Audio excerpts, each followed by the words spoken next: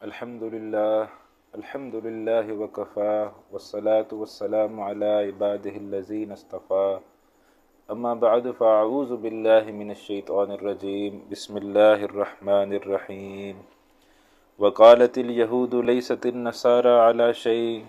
وقالت النصارى لیست اليہود علی شیء وهم یتلون الکتاب کذالک قال الذین لا یعلمون مثل قولہم فاللہ یحکم بینہم یوم القیامت فیما کانوا فیہ یختلفون۔ صدق اللہ العظیم۔ رب اشرح لی صدری ویسر لی امری واحلل عقدۃ من لسانی یفقہوا قولی۔ اللہم صلی علی محمد وعلی آل محمد کما صلیت علی ابراہیم وعلی آل ابراہیم انک حمید مجید۔ اللہم بارک علی محمد وعلی آل محمد کما بارکت علی ابراہیم وعلی آل ابراہیم انک حمید مجید۔ عزیز طلبہ، اللہ تعالیٰ کا لاکھ لاکھ شکر اور ایک احسان ہے کہ اس نے ہمیں آج ایک دفعہ پھر جو ہے وہ قرآن حکیم کو سمجھنے کا موقع جو ہے وہ عنایت کیا ہے، اور ہم دوبارہ جو ہے وہ قرآن حکیم کو سمجھنے کی اس محنت میں شریک ہیں۔ تو آپ کے علم میں ہوگا کہ ہم پچھلی نشست میں کہاں تک پہنچ چکے تھے۔ ایک زمانہ ہوا کرتا تھا کہ شاگرد جو ہے وہ استاد کو بتایا کرتے تھے کہ استاد جی ہم یہاں تک پہنچے تھے، لیکن اب 21ویں صدی ہے تو اب استادوں کو بتانا پڑتا ہے شاگردوں کو کہ جناب ہم یہاں تک پہنچے تھے۔ تو ایسا ہے کہ 13 رکوع الحمدللہ ہمارے سورۃ البقرہ کے ہو گئے تھے، اور 14ویں رکوع سے ہم نے آج شروع کرنا ہے۔ تو پہلا پارہ جو ہے اس کی معاملہ یہی ہے کہ اس کی جو سورۃ البقرہ کے رکوع ہے انہی کے ساتھ ساتھ جو ہے وہ پارے کے رکوع بھی چلتے ہیں، تو گویا پہلے پارے کے 13 رکوع ہم نے پڑھ لیے ہیں، اور سورۃ البقرہ کے بھی 13 رکوع جو ہے وہ پڑھ لیے ہیں۔ تو آج ہم 14ویں رکوع سے آغاز کر رہے ہیں، اور یہ بات ہم نے کئی دفعہ میں نے یہ بات آپ سے درخواست کی ہے، پہلے بھی کئی دفعہ یہ بات درخواست کی ہے کہ جب آپ اس کلاس میں آئیں تو آپ کے پاس اپنا ایک قرآن حکیم جو ہے وہ ہونا چاہیے، تو اس سے آپ کی توجہ جو ہے وہ انشاءاللہ اس کلاس میں زیادہ رہے گی۔ اور دوسری بات یہ کہ اگر آپ کے پاس ممکن ہو تو کاغذ ہونا چاہیے، یعنی ڈائری ہونی چاہیے، ڈائری کے ساتھ ساتھ آپ کے پاس ایک خوبصورت سا قلم ہونا چاہیے، اور جو چیز آپ کو اہم لگے، جو چیز آپ لگے کہ یہ آیت جو ہے یہ آپ کو بڑی اس کی یہ بات بہت پسند آئی ہے، تو ویسے تو ساری ماشاءاللہ آیات پسندیدہ ہیں، تو لیکن کوئی ایک آیت ایسی ہوتی ہے جس میں کوئی خاص نقطہ انسان کسی خاص حوالے سے کلک کر جاتا ہے، تو وہ بھی جو ہے وہ پھر آپ اپنے پاس نوٹ کر لیں۔ تو قرآن حکیم کے اوپر جتنی ہم محنت کریں گے انشاءاللہ تعالی اتنا ہی قرآن جو ہے وہ ہمارے سامنے کھل کے آئے گا، اور اتنا ہی جو ہے وہ ہم جو ہے وہ اس سے مستفید ہوں گے، اتنی ہی اس کی برکتوں سے جو ہے وہ ہم فائدہ اٹھا سکیں گے۔ ہم نے یہ پڑھا تھا کہ سورۃ البقرہ جو ہے وہ مدنی سورت ہے، اور یہ مدنی سورت کی جو نبی اکرم صلی اللہ علیہ وسلم جب ہجرت کر کے مدینہ شریف تشریف لائے ہیں تو بالکل شروع کے 2 سالوں کے اندر یہ سورہ مبارکہ جو ہے وہ نازل ہوئی ہے۔ پھر ہم نے مزید یہ پڑھا تھا کہ اس کے اندر جو ہے وہ سورۃ البقرہ کے اندر جو ہے وہ رکوع نمبر 5 سے لے کر رکوع نمبر 14 تک جو ہے یہ بنی اسرائیل سے متعلق ہے، کہ یعنی سابقہ امت مسلمہ جس کو امت بنی اسرائیل کہتے ہیں، اس سے متعلق یہ 10 رکوع تقریباً مسلسل جو ہے وہ چلتے ہیں۔ تو آج انشاءاللہ ہم وہ رکوع بھی مکمل کریں گے، اور کوشش کریں گے کہ ایک آدھ رکوع آگے چل کر آج ہم انشاءاللہ ہماری یہ خواہش ہے کہ پہلا پارہ جو ہے وہ ہمارا مکمل ہو جائے۔ تو چلو ایک اعتبار سے یہ ہمارے لیے باعث برکت ہو جائے گا کہ انشاءاللہ ایک پارہ آج ہمارا مکمل ہو جائے گا۔ کوشش یہی ہے، اب اللہ تعالیٰ اس کو خیریت سے جو ہے وہ مکمل کرے، تو انشاءاللہ شروع کرتے ہیں تاکہ اس کو جو ہے وہ ہم مکمل کر سکیں۔ اب یہودی اور عیسائی جو ہیں وہ آپس میں ہمیشہ ایک دوسرے کے شدید دشمن رہے ہیں، یعنی اس قدر دشمن ہے، آپ اس کا اندازہ اس بات سے کیجئے کہ حضرت عیسیٰ علیہ السلام جو عیسائیوں کے رسول ہیں، بلکہ رسول سے بھی بہت آگے بڑھ کر انہوں نے اللہ تعالیٰ کا بیٹا قرار دے دیا، تو حضرت عیسیٰ علیہ السلام جو ہیں وہ عیسائیوں کے نزدیک تو اللہ تعالیٰ کے بیٹے ہیں، وہ توحید، وہ تثلیث کے قائل ہیں کہ خدا جو ہے وہ 3 میں 1 ہے، اس طرح کا عقیدہ جو ہے وہ انہوں نے گھڑا ہوا ہے۔ تو عیسائی جو ہے وہ ان کا معاملہ یہ ہے کہ عیسیٰ علیہ السلام کو اللہ تعالیٰ کا بیٹا معاذ اللہ قرار دیتے ہیں، اور یہودیوں کا معاملہ کیا ہے؟ یہودی یہ کہتے ہیں کہ یہ جو ہے حضرت عیسیٰ علیہ السلام یہ معاذ اللہ یہ ان کی والدہ کہیں کسی سے وہ بغیر نکاح کے یہ پیدا ہو گئے تھے، تو اس طرح کی بےہودگی جو ہے یہ کرتے ہیں حضرت عیسیٰ علیہ السلام کے حوالے سے۔ تو لہٰذا اتنے سخت دشمن ہیں ایک دوسرے کے، اور ہمیشہ جو ہے وہ عیسائیوں نے یہودیوں کو مارا ہے، ہمیشہ، یعنی بہت عرصہ پرانے، ہزاروں سال پرانی بھی تاریخ آپ اٹھا کے، 2000 سال پرانی بھی تاریخ اٹھا کے دیکھ لیں تو تب بھی جو ہے وہ عیسائیوں نے ان کو مارا ہی ہے، اور اس کے بعد بھی ہمیشہ یہ دشمنی رہی ہے، سوائے اب تقریباً ہم دیکھتے ہیں پچھلے 100-150 سالوں میں کہ ان کی وہ دشمنی دوستی میں تبدیل ہوئی ہے، ورنہ اس سے پیچھے جو ہے یہ معاملہ ہمیشہ ایسے ہی رہا ہے کہ یہ ایک دوسرے کے ہمیشہ دشمن رہے ہیں۔ اب یہ جو ہے یہ بات اسی کی طرف یہاں اشارہ ہے، فرمایا وقالت الیہود لیست النصارى علی شیء، اور کہتے ہیں یہودی نہیں ہے عیسائی کسی بنیاد پر، وقالت النصارى لیست الیہود علی شیء، اور کہتے ہیں عیسائی نہیں ہے کسی بنیاد پر، وہم یتلون الکتاب، حالانکہ وہ ایک ہی کتاب پڑھتے ہیں۔ تو ان کو ایک دوسرے کو دونوں جو ہے وہ تورات کو پڑھتے ہیں، تورات ہی کی جو ہے وہ تلاوت کر، ایک اولڈ ٹیسٹیمنٹ ہے ایک نیو ٹیسٹیمنٹ ہے، تو دونوں جو ہے وہ تورات ہی کو پڑھ رہے ہیں، تو ہونا تو یہ چاہیے تھا کہ یہ آپس میں ایک ہوتے، لیکن ایک دوسرے کے خلاف ہے۔ وہم یتلون الکتاب، ایک کتاب کا جو ہے وہ پڑھنے کے باوجود یہ ایک دوسرے کے خلاف ہے۔ یہ جو ہم پڑھ رہے ہیں یہ آیت نمبر 113 ہے، ٹھیک ہے، تو اگر آپ کو ابھی تک تلاش کرنے میں مشکل ہو رہی ہے تو آیت نمبر 113 سے ہم پڑھ رہے ہیں۔ وہم یتلون الکتاب، حالانکہ وہ کتاب پڑھتے ہیں، ایک ہی کتاب ہے جو تورات ان کے پاس ہے۔ کذالک قال الذین لا یعلمون مثل قولہم، اسی طرح کہی ان لوگوں نے جو کچھ نہیں جانتے ان کی سی بات، یعنی مشرکین مکہ کی طرف اشارہ ہے کہ انہوں نے بھی جو ہے وہ اسی طرح کی بات کہی تھی کہ جیسے یہ یہودی کہہ رہے تھے کہ مسلمان جو ہے وہ کسی چیز پر نہیں ہے، تو اصل میں وہ یہ کہنا چاہ رہے تھے۔ فاللہ یحکم بینہم یوم القیامہ، اللہ تعالیٰ فیصلہ فرما دے گا قیامت کے دن کہ کون جو ہے وہ حق پر ہے اور کون پر جو ہے وہ حق پر نہیں ہے، فیما کانوا فی یختلفون، ان باتوں میں جن میں وہ اختلاف کیا کرتے تھے۔ تو دنیا میں شاید یہ فیصلہ نہ ہو سکے تو آخرت میں اللہ سبحانہ وتعالیٰ ان عیسائیوں کے اور یہودیوں کے اور مشرکین کے درمیان یہ فیصلہ فرما دیں گے کہ کون جو ہے وہ حق پر ہے، تو انشاءاللہ اللہ تعالیٰ قیامت والے دن ان کے درمیان فیصلہ فرمانے والے ہیں۔ اچھا، اب ہم بھی اپنا تھوڑا سا اگر گریبانوں میں جھانک لیں تو آج ہم بھی دیکھیں کہ ہمارے پاس بھی کتاب ایک ہے اور رسول بھی ایک ہے، اور سب کچھ ایک ہونے کے باوجود ہم خود جو ہے وہ کتنے بٹے ہوئے ہیں، ہم خود جو ہے وہ ایک دوسرے کو کافر کافر کہتے نہیں تھکتے، اور ہمارا خود کا معاملہ بھی کچھ ایسا ہی ہے کہ ایک دوسرے کو ہم غلط کہہ رہے ہوتے ہیں۔ آگے جو مشرکین مکہ کے جرائم کا اب تذکرہ آ رہا ہے کہ یہ مشرکین مکہ کیا کرتے تھے، فرمایا وَمَنْ أَظْلَمُ مِمَّنْ مَنَعَ مَسَاجِدَ اللَّهِ، اس شخص سے بڑھ کر ظالم کون ہو سکتا ہے جو لوگوں کو اللہ کی مسجدوں سے روکے۔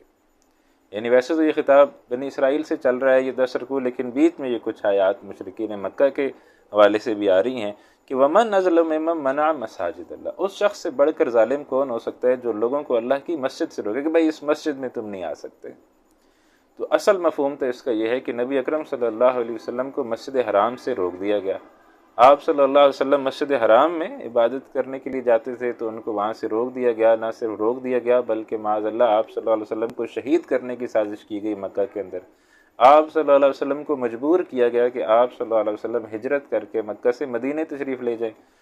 تو اب یہ کیا ہے، اللہ کی مسجد تھی، اس میں ہر کسی کو اجازت ہونی چاہیے نماز پڑھنے کی، لیکن تم کتنے ظالم ہو کہ اس اللہ کی مسجد میں اللہ کے محبوب رسول صلی اللہ علیہ وسلم کو نماز پڑھنے کی اجازت نہیں دے رہے۔ تو اس شخص سے بڑھ کر ظالم کون ہوگا جو لوگوں کو روکتا ہے اللہ کی مسجدوں سے، این یذکر فی اسمہ، کہ اس میں اللہ کا نام لیا جائے، کہ کوئی اگر اللہ کی عبادت کرنا چاہتا ہے، جیسے نبی اکرم صلی اللہ علیہ وسلم، صحابہ اکرام، یہ اگر اللہ سبحانہ وتعالیٰ کی عبادت جو ہے وہ کرنا چاہتے ہیں تو ان کو جو ہے وہ روکا جا رہا ہے، تو اس سے بڑھ کر ظالم کون ہوگا۔ وسعی فی خرابہ، اور کوشش کرتا ہے کہ ان کو ویران کرے، اس کی ساری بھاگ دوڑ، اس کی ساری محنت، اس کی ساری جد و جہد وہ کس حوالے سے ہے کہ مسجد جو ہے وہ ویران ہو جائے، مسجد میں آبادی نہ ہو، تو بس یہی لوگ ہوں جو بس جو ہے وہ اس کے ہم خیال ہوں، تو ہم خیال لوگوں کا گروپ بنا کے یہ مسجد میں رہنا چاہتا ہے، باقی چاہتا ہے کہ جو اس کے ہم خیال گروہ نہ ہو وہ سارے جو ہے وہ یہاں سے مسجد سے نکل جائیں۔ تو وسعی فی خرابہ، کوشش کرتا ہے کہ انہیں ویران کرنے کی۔ اولئک ما کان لهم ان يدخلوها الا خائفین، یہ وہ لوگ ہیں کہ نہیں ہے ان کا حق کہ داخل ہو مسجدوں میں مگر ڈرتے ہوئے۔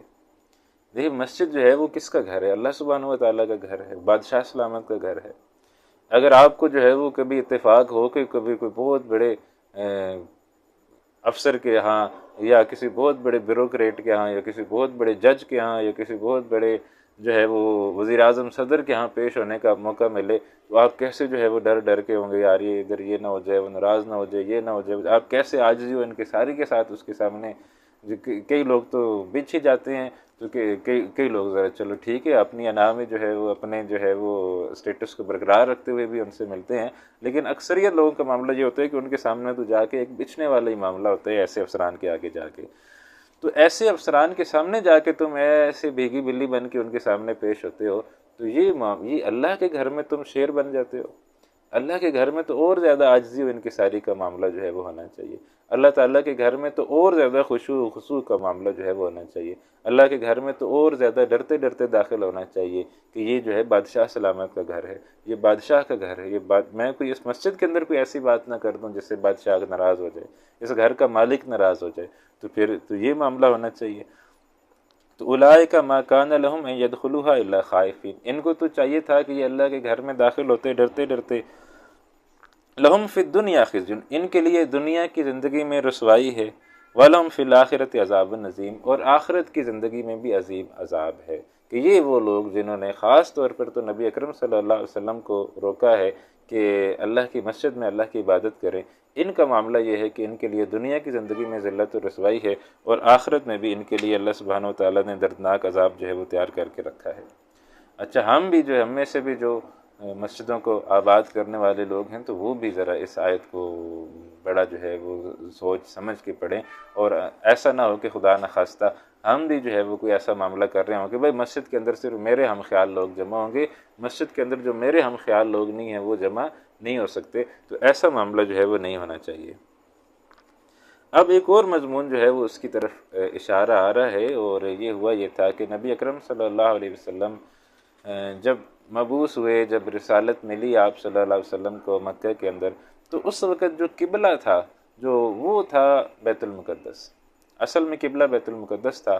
تو اسی کی طرف منہ کر کے نماز پڑھنے کا حکم تھا. اب معاملہ یہ تھا کہ نبی اکرم صلی اللہ علیہ وسلم جو ہے وہ مکہ کے اندر تھے، تو مکہ کے اندر یہ سہولت تھی کہ خانہ کعبہ کے چاروں طرف کسی بھی سائڈ پہ کھڑے ہو کے نماز پڑھ لیں تو کوئی مسئلہ نہیں تھا. تو لہٰذا آپ صلی اللہ علیہ وسلم خانہ کعبہ کے جنوب کی طرف اس طرح کھڑے ہوتے کہ سامنے خانہ کعبہ اور بالکل سیدھا جنوب میں جو ہے وہ بیت المقدس بھی آ جاتا. تو آپ صلی اللہ علیہ وسلم دونوں قبلوں کو جمع کر لیتے کہ بالکل سامنے خانہ کعبہ ہے اور بالکل اسی سیدھ میں آگے جا کے جو ہے وہ بیت المقدس بھی جو ہے وہ آ جاتا ہے. تو آپ صلی اللہ علیہ وسلم یہ کام کرتے کہ دونوں قبلوں کو جمع فرما لیتے. لیکن جب آپ صلی اللہ علیہ وسلم ہجرت کر کے مدینے آ گئے تو اب یہ ایک طرف تھا خانہ کعبہ اور دوسری طرف تھا بیت المقدس، اور سمجھ لیجیے کہ درمیان میں جو ہے وہ تھا مدینہ شریف. اب اگر ادھر منہ کرتے ہیں تو ظاہر بات ہے بیت المقدس کی طرف پیٹھ ہوگی، اگر ادھر منہ کرتے ہیں تو خانہ کعبہ کی طرف پیٹھ ہوگی. تو دونوں کی چونکہ درمیان میں مدینہ واقع تھا، تو لہٰذا نبی اکرم صلی اللہ علیہ وسلم جب مدینہ تشریف لے کر آئے تو 16 مہینے تک یہی حکم تھا کہ آپ نے بیت المقدس کی طرف منہ کر کے نماز پڑھنی ہے. تو لہٰذا آپ صلی اللہ علیہ وسلم 16 ماہ تک بیت المقدس کی طرف منہ کر کے نماز پڑھتے رہے، اور یہ 16 مہینے جو ہے وہ خانہ کعبہ کی طرف جو ہے وہ پیٹھ ہوتی رہی. تو لہٰذا اب جب 16 مہینے پورے ہو گئے اور نبی اکرم صلی اللہ علیہ وسلم کی بھی کسی درجے یہ خواہش تھی کہ جو خانہ کعبہ ہے اسی کو جو ہے وہ ہماری امت کا قبلہ ہونا چاہیے، تو آپ صلی اللہ علیہ وسلم کی اس خواہش کو پورا کرتے ہوئے ایک وقت آیا کہ نبی اکرم صلی اللہ علیہ وسلم کو کہا گیا 16 مہینے بعد کہ اب ہم نے آپ کا بار بار آسمان کی طرف منہ اٹھانا دیکھ لیا ہے، تو اب ہم آپ کا رخ جو ہے وہ اس قبلے کی طرف پھیر رہے ہیں جو آپ کو محبوب ہے. تو پھر نبی اکرم صلی اللہ علیہ وسلم کو 16 مہینے بعد یہ حکم دیا گیا کہ آپ بیت المقدس کو چھوڑ کر خانہ کعبہ کی طرف منہ کر کے نماز پڑھنا شروع کر دیجئے. اب جب یہ معاملہ ہوا تو یہ مدینہ کے اندر بہت بڑا معاملہ ہو گیا، اور جو یہودی تھے اور جو منافقین تھے انہوں نے بہت بڑا ہنگامہ برپا کر دیا. یہودیوں کو سمجھ آتی ہے کہ یہودی جو ہے وہ ان کا یہ معاملہ تھا کہ ان کا قبلہ بیت المقدس تھا. تو لہٰذا جب نبی اکرم صلی اللہ علیہ وسلم بیت المقدس کی طرف منہ کر کے نماز پڑھتے تھے تو وہ یہی کہتے تھے کہ بھائی ٹھیک ہے، یہ ہمارے قبلے کو فالو کر رہے ہیں نا. اور ان کے ذہن میں یہ بھی تھا کہ جو آخری نبی ہونے ہیں ان کا تو قبلہ ویسے بھی خانہ کعبہ جو ہے وہ ہونے والا ہے. تو لہٰذا اب یہ جو ہے یہ معاملہ ایسے ہوا کہ اب جب 16 مہینے بعد قبلہ جو ہے وہ تبدیل ہو گیا تو نبی اکرم صلی اللہ علیہ وسلم نے منہ خانہ کعبہ کی طرف کر کے نماز پڑھنا شروع کر دیا اور بیت المقدس کی طرف پیٹھ ہو گئی، تو اب یہودیوں کے کان کھڑے ہو گئے اور انہوں نے کہا کہ یہ آخری نشانی تھی جو اب پوری ہو گئی ہے، اور یہ جو ہے یہ وہی امت ہے، وہی رسول ہیں، اور انہوں نے جو ہے وہ اب اپنا قبلہ بھی وہی کر لیا ہے جو آخری امت کا ہونا ہے۔ تو پھر انہوں نے بہت بڑا ہنگامہ شروع کر دیا۔ آج ہم نہیں سمجھ سکتے کہ یہ ہنگامہ کس نوعیت پہ کھڑا ہوا ہوگا، کتنا بڑا ہنگامہ یہ کھڑا کیا انہوں نے کہا یہ کیسے اللہ کے رسول ہیں جن کا قبلہ ہی فکس نہیں ہے، معاذ اللہ، یہ کیسے اللہ کے رسول ہیں، کبھی کہتے ہیں ادھر منہ کر کے نماز پڑھو، کبھی کہتے ہیں ادھر منہ کر کے نماز پڑھو۔ اچھا اگر خانہ کعبہ ہی تمہارا قبلہ تھا تو ان 16 مہینے کی نمازوں کا آپ کون حساب دے گا کہ یہ جو ہے یہ ادھر منہ کر کے نماز پڑھتے رہے جبکہ قبلہ تو یہ تھا؟ اور اگر وہی قبلہ تھا جس کی طرف 16 مہینے منہ کر کے نماز پڑھی ہے، تو اب جس طرف منہ کر کے خانہ کعبہ کی طرف منہ کر کے نماز پڑھنے لگے ہو تو یہ نمازیں کدھر جائیں گی؟ تو لہٰذا اس طرح ایک بہت بڑا ہنگامہ جو ہے وہ برپا ہو گیا مدینہ کے اندر، اور انہوں نے پورا زور لگا دیا کہ کسی طریقے سے مسلمانوں کو اپنے دین سے ہٹایا جائے۔ تو لیکن مسلمان الحمدللہ اپنے دین پر قائم رہے، صحابہ بہت مضبوط ایمان والے تھے، ہم تو ان کے ایمان کا تصور بھی نہیں کر سکتے، وہ جو ہے وہ اس سے متاثر نہیں ہوئے۔ البتہ کچھ جو منافقین تھے تو وہ پھر اس قسم کی باتوں سے متاثر ہو جایا کرتے تھے۔ اس میں ایک اور نقطہ بھی سمجھنے کا ہے، وہ بھی یہ ہے کہ وہ انشاءاللہ جب ہم آیت آئے گی تو وہاں بھی اس نقطے کو سمجھنے کی کوشش کریں گے۔ تو وہ ایک اور نقطہ کیا ہے کہ مکہ کے جو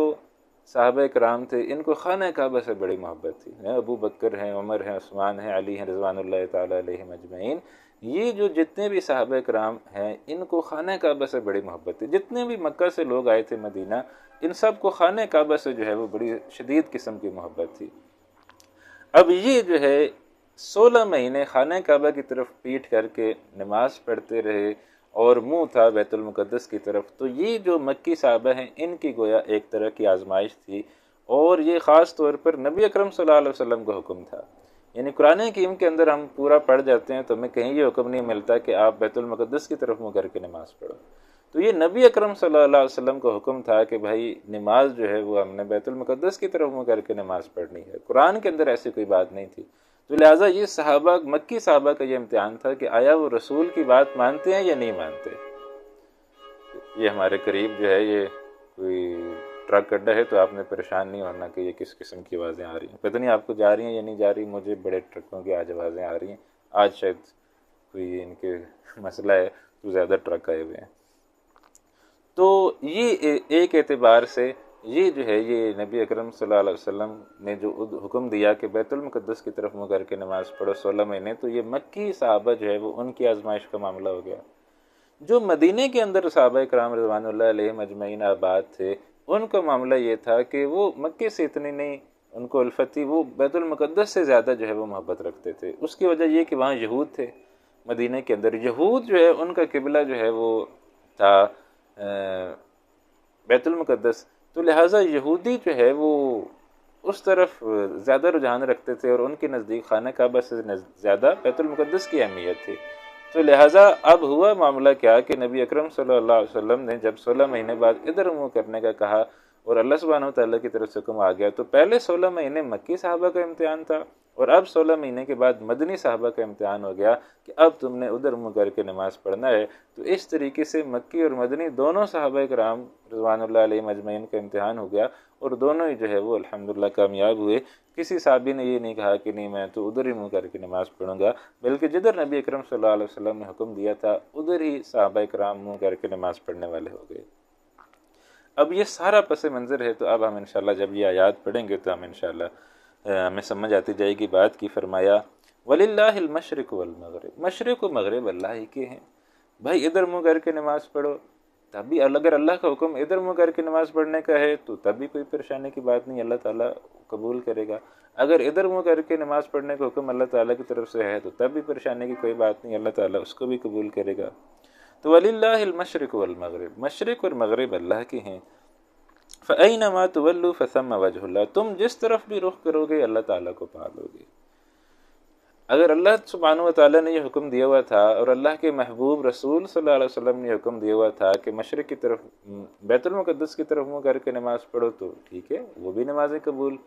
اب اللہ اور اس کے رسول کا حکم یہ آ گیا، اللہ کا حکم یہ آ گیا کہ اب جو ہے وہ خانہ کعبہ کی طرف منہ کر کے نماز پڑھو، تو ٹھیک ہے، یہ بھی اللہ کا حکم ہے تو یہ بھی قبول۔ تو وَلِلَّهِ الْمَشْرِقُ وَالْمَغْرِبُ، مشرق اور مغرب اللہ کی ہیں، فَأَيْنَمَا تُوَلُّوا فَثَمَّ وَجْهُ اللَّهِ، تو جس طرف تم رخ کرو گے اسی جانب اللہ ہے۔ ان اللہ واسع علیم، بے شک اللہ بڑی وسعت والا، سب کو جاننے والا ہے۔ یعنی ایسا معاملہ نہیں ہے کہ اللہ تعالیٰ معاذ اللہ کسی خاص سمت میں جو ہے وہ پابند ہو گیا۔ پہلے اللہ کا حکم یہ تھا ادھر منہ کر کے نماز پڑھو، ٹھیک ہے، پھر اب اللہ کا حکم آ گیا کہ ادھر منہ کر کے نماز پڑھو، ٹھیک ہے، تو اللہ تعالیٰ کی مرضی ہے۔ ان اللہ واسع علیم، بے شک اللہ بڑی وسعت والا، سب کو جاننے والا ہے۔ وَقَالُوا اتَّخَذَ اللَّهُ وَلَدًا، انہوں نے کہا بنا لیا اللہ تعالیٰ نے بیٹا، یعنی اہل کتاب میں سے خاص طور پر عیسائیوں نے جو ہے وہ یہ بات کہی تھی کہ اللہ تعالیٰ نے بیٹا بنا لیا، اور حضرت عیسیٰ علیہ السلام کو وہ کہتے تھے کہ یہ اللہ تعالیٰ کے بیٹے ہیں۔ سبحانہ، وہ تو پاک ہے، بل لہ ما فی السماوات والارض، بلکہ اسی کے لیے ہے جو کچھ کے آسمانوں اور زمین میں ہے، کل لہ قانتون، سب کے سب اسی کے فرما بردار ہیں، سب کے سب اللہ تعالیٰ کے فرما بردار ہیں، سب اسی کے اوبیڈینٹ ہیں، سب اسی کے آگے سر جھکاتے ہیں۔ بدیع السماوات والارض، وہ ابتدا کرنے والا ہے آسمانوں کا اور زمین کا۔ اس میں یہ سمجھ لیجئے، ایک ہوتا ہے تخلیق، خلق یخلق، تخلیق کا مطلب یہ ہوتا ہے کہ آپ کے پاس لکڑی موجود تھی، لکڑی سے آپ نے کرسی بنا دی، یا تخلیق کا مطلب یہ ہوتا ہے کہ آپ کے پاس مٹی موجود تھی، مٹی سے آپ نے اینٹ بنا دی۔ تو تخلیق کا یہ مطلب ہے ایک چیز آپ کے پاس موجود ہے، اس چیز سے کسی دوسری چیز کو بنا دینا، تو اس کو کہتے ہیں تخلیق۔ جبکہ بدیع جو ہے اس کا مطلب یہ ہے کہ کچھ بھی نہیں تھا، فرام نتھنگ، کوئی چیز موجود نہیں تھی اور بغیر کسی چیز کی موجودگی کے کوئی چیز بنا دینا۔ یعنی جیسے ہم سورۃ الحدید کے اندر جا کے، کبھی اللہ نے موقع دیا انشاءاللہ پہنچیں گے کبھی، 28ویں پارے کے اندر ہے، یا 27ویں یا 28ویں پارے کے اندر ہے، 27ویں پارے کی آخری صورت ہے بلکہ، تو انشاءاللہ کبھی ہم وہاں جا کے یہ پڑھیں گے کہ هو الاول والآخر والظاہر والباطن وهو بكل شيء علیم، وہی اول، وہی آخر، وہی ظاہر، وہی باطن۔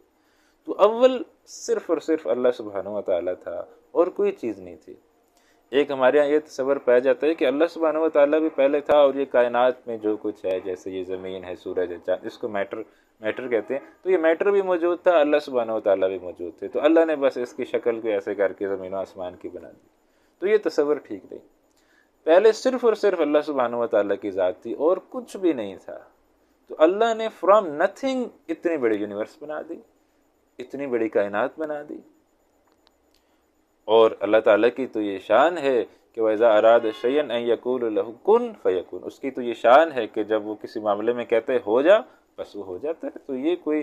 ہمارے لیے بہت عجیب بات ہے کہ کچھ بھی نہیں تھا اور اتنی بڑی کائنات بن گئی۔ اللہ سبحانہ و تعالیٰ کے لیے یہ بات کوئی عجیب بات نہیں ہے۔ اور اب ہمارے سامنے یہ سائنس نے ایک تصور پیش کیا، بگ بینگ کا تصور، بہت بڑا جو ہے وہ ایکسپلوژن کہہ لیجئے، کہ جس کے اندر یہ کائنات جو ہے وجود میں آئی ہے۔ تو یہ بگ بینگ کا ڈیوریشن کتنا ہے، کتنے ٹائم کے اندر یہ بگ بینگ جو ہے وہ ہوا ہے، اور کتنے ٹائم کے اندر جو ہے یہ کائنات بنی ہے، تو اس کے بارے میں سائنس ہی ہمیں کہتی ہے، پتہ نہیں وہ کتنا صحیح کہتی ہے کتنا غلط کہتی ہے۔ سائنس بھی ہر جو ہے وہ 10 سال بعد پچھلی بات کو غلط کہہ رہی ہوتی ہے۔ تو سائنس ہمیں فی الحال یہ بتا رہی ہے کہ یہ جو ہے یہ جو بگ بینگ ہوا تھا، یہ 1 سیکنڈ سے بھی بہت کم وقت میں یہ پوری کائنات بن گئی تھی۔ 1 سیکنڈ سے بھی کم وقت میں یہ پوری کائنات بن گئی تھی۔ تو ہم تصور بھی نہیں کر سکتے کہ اتنی بڑی کائنات اللہ سبحانہ و تعالیٰ نے بس 1 سیکنڈ سے بھی بہت کم وقت میں بنا دی، اور یہ کائنات ابھی تک پھیلتی جا رہی ہے، ایکسپینڈنگ یونیورس کا ایک تصور ہے کہ یہ کائنات جو ہے یہ پھیلتی جا رہی ہے، اور پتہ نہیں کہاں تک یہ پھیلتی چلی جا رہی ہے۔ تو یہاں اس کی طرف اشارہ ہے، بدیع السماوات والارض، وہ عدم سے وجود میں لانے والا ہے آسمانوں کا اور زمین کا، کچھ بھی نہیں تھا اس سے پہلے، اس نے کہا کن تو وہ بن جائے۔ اور اب اس کی شان یہ بیان ہو رہی ہے، وَإِذَا قَضَىٰ أَمْرًا، جب وہ فیصلہ کر لیتا ہے کسی کام کا، فَإِنَّمَا يَقُولُ لَهُ كُن فَيَكُن، اس کا تو یہ کہنا ہے ہو جا، بس وہ کام ہو جاتا ہے۔ یعنی ایسا نہیں ہے کہ اسے کوئی تیاری کرنی پڑے، اسے کوئی محنت کرنی پڑے، مشقت کرنی پڑے، اس کی شان اتنی بلند ہے، وہ بادشاہ ہے، اس کا صرف یہ کہنا ہو جا، تو ایسے جو ہے ایک لمحے سے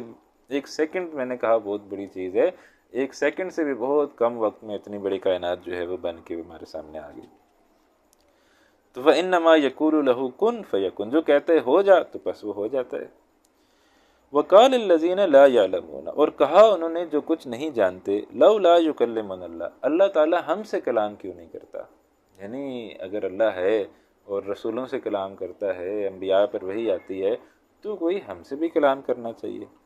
وقال الذین لا یعلمون لولا یکلمون اللہ، اللہ تعالیٰ ہم سے کلام کیوں نہیں کرتا؟ او تاتینا آیا، یا کیوں نہیں آتی ہمارے پاس کوئی نشانی، یعنی ہمارے پاس بھی کوئی نشانی آنی چاہیے۔ کذالک قال الذین من قبلہم مثل قولہم، اسی طرح سے کہی تھی ان لوگوں نے بھی جو ان سے پہلے گزرے ہیں، ان کی سی بات، تشابہت قلوبہم، کیا ان کے دل ملتے جلتے ہیں؟ یعنی پرانی قوموں کا ہم آگے جا کے تذکرہ پڑھیں گے، قوم عاد، قوم سمود، اور وہ بڑی ہزاروں سال پرانی قومیں جو اللہ سبحانہ و تعالیٰ نے تباہ و برباد کر دی، وہ بھی یہی بات کہتے تھے، اللہ ہم سے کلام کیوں نہیں کرتا، نشانی کیوں نہیں آتی۔ ہم مکی قرآن کے اندر جب داخل ہوں گے تو وہاں دیکھیں گے کہ بار بار یہ بات آتی ہے، نشانی لے کے آؤ، نشانی لے کے آؤ، نشانی، بار بار وہ یہی ایک ہی بات کی جو ہے وہ تکرار ہوتی تھی، اور خاص طور پر نبی اکرم صلی اللہ علیہ وسلم سے بھی تکرار بہت زیادہ تھی کہ تم کوئی آپ کوئی نشانی لے کے آئیے، کوئی نشانی لے کے آئیے۔ تو لولا یکلمنا اللہ، کیوں نہیں کلام کرتا ہم سے اللہ تعالیٰ، او تاتینا آیا، یا کوئی نشانی آ جائے۔ ہمیشہ سے یہ قوم صالح جو ہے وہ بہت پرانی قوم ہے، تو اس نے بھی یہ کہا تھا جی نشانی ہمیں چاہیے۔ تو صالح علیہ السلام نے پوچھا کیا نشانی ہونی چاہیے؟ کہا جی یہ سامنے پہاڑ ہے، یہ پہاڑ پھٹے، پہاڑ میں سے ایک اونٹنی جو ہے وہ ہمارے سامنے آ جائے۔ تو وہ نشانی اللہ تعالیٰ نے پوری کر دی، وہ پہاڑ جو ہے وہ پھٹا، اس میں سے ایک اونٹنی جو ہے وہ نکل آئی، پھر بھی وہ بدبخت ایمان نہیں لائے۔ تو تشابہت قلوبہم، ان کے دل جو ہے وہ مشابہ ہیں، ان کے دل جو ہے وہ ملتے جلتے ہیں، یعنی یہ جو بات کر رہے ہیں ایسے محسوس ہوتا ہے کہ یعنی وہ 1000 سال پرانی بات ہی یہ دوبارہ کر رہے ہیں، تو ان کے دل جو ہے وہ ملتے جلتے ہیں۔ قد بینا الآیات لقوم یوقنون، بے شک ہم نے واضح کر دی ہیں آیات ان کے لیے جو یقین کرنا چاہتے ہیں۔ اب نبی اکرم صلی اللہ علیہ وسلم سے خطاب ہے، فرمایا انا ارسلناک بالحق بشیرا ونذیرا، اے نبی صلی اللہ علیہ وسلم ہم نے بھیجا ہے آپ کو حق کے ساتھ خوشخبری دینے والا اور خبردار کرنے والا بنا کر۔ یعنی ہم آپ کا کام بس خوشخبری دینا ہے، جو ایمان لائیں گے وہ ان کو خوشخبری دیجیے جنت کی، جو ایمان نہیں لائیں گے ان کو ڈرائیے جہنم سے۔ ولا تسألوا عن اصحاب الجحیم، آپ سے نہیں پوچھا جائے گا جہنم کے اہل جہنم کے بارے میں۔ تو یہ گویا نبی اکرم صلی اللہ علیہ وسلم کو ایک تسلی دی جا رہی ہے، اور یہ بھی کہا جا رہا ہے کہ دائی کا کام جو ہے، دعوت دینے کے والے کا کام جو ہے، اس کا کام ہوتا ہے صرف بات پہنچا دینا، آگے مانے نہ مانے اس کی مرضی۔ تو یہ ہمارے ذمے نہیں ہے، یہ کسی بھی دائی کے ذمے نہیں ہے کہ اگلے سے بات جو ہے وہ منوا کر ہی رہے، مان جائے تو اچھی بات ہے، نہ مانے تو اسی کا نقصان ہے۔ ہاں پوری ایمانداری کے ساتھ، پورے خلوص کے ساتھ،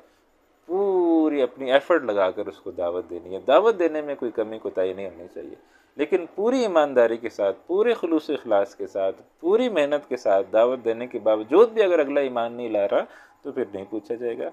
تو خاص طور پر یہاں نبی اکرم صلی اللہ علیہ وسلم سے خطاب ہے، وَلَا تُسْأَلُوا عَنْ أَصْحَابِ الْجَحِيمِ، آپ سے اہل جہنم کے بارے میں نہیں پوچھا جائے گا کہ یہ لوگ جہنم میں کیوں چلے گئے۔